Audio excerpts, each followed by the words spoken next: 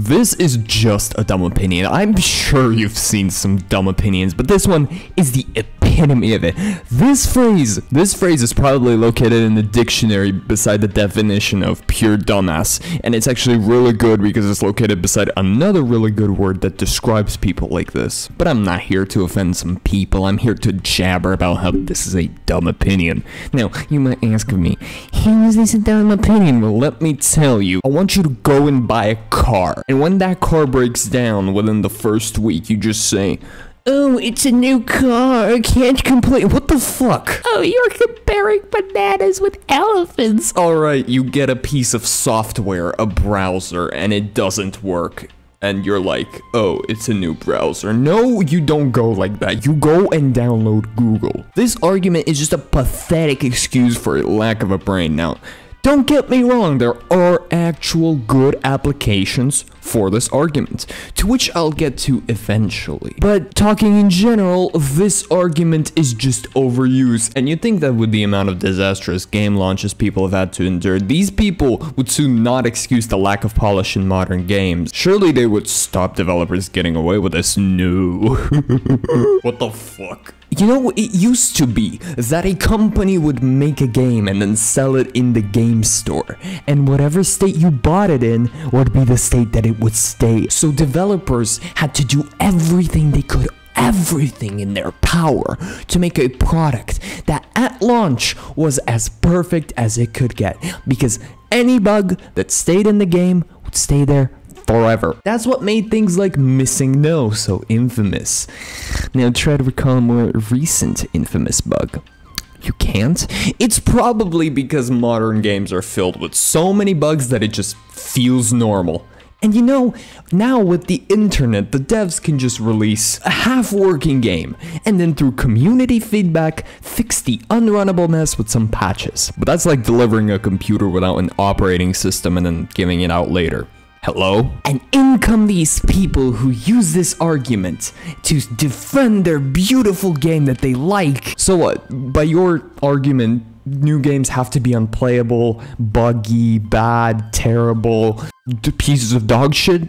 Cause you all just sound like CS2 defenders. Oh wait. The idea that a game at launch is going to be imperfect is an idea that only benefits one party, the companies. You see, today, video games are much more profitable than any time back in like the 90s or 2000s. It's a huge business with players like EA, Blizzard, Sony, I think, Nintendo, Valve, Riot, etc.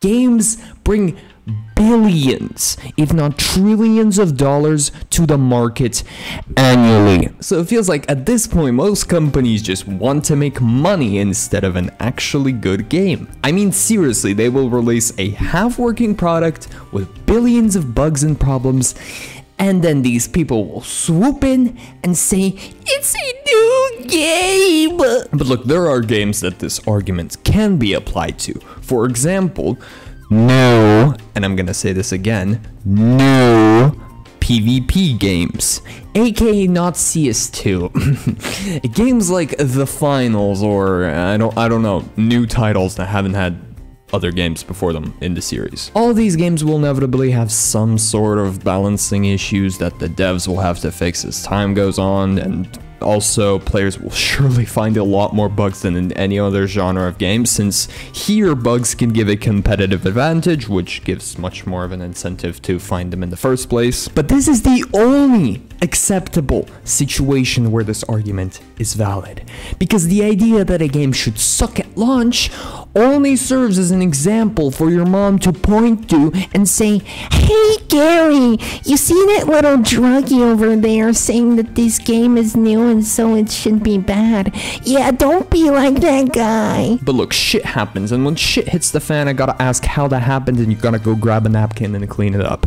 So let's see the good ways to handle an absolute shit game launch, and the terrible ways to handle them as well. So let's begin with Wuthering Waves. The game kinda sucked at launch. People could not play on their devices, there were bugs, mistranslation, absolutely terrible voice acting. Now, there were people like me who literally had none of these bugs and just had fun in the game, but guess what?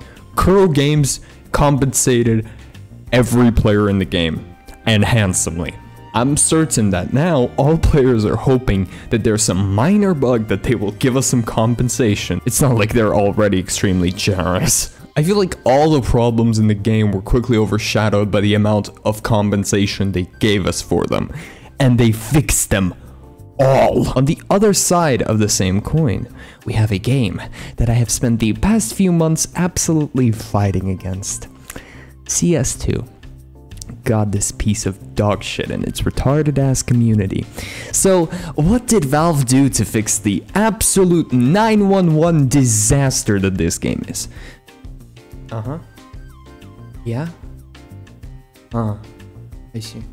Thank you. I will relay this information, yeah.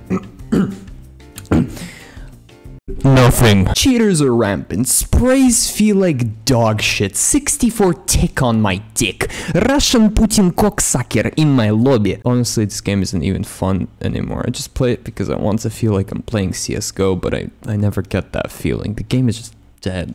I'm sure like 50% of the people playing this game would play CSGO over this shit.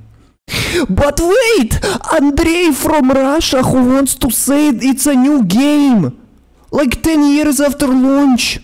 Okay, so if you still didn't get it, if you still deadass think that it's a new game is a good argument, I think I'm brain dead.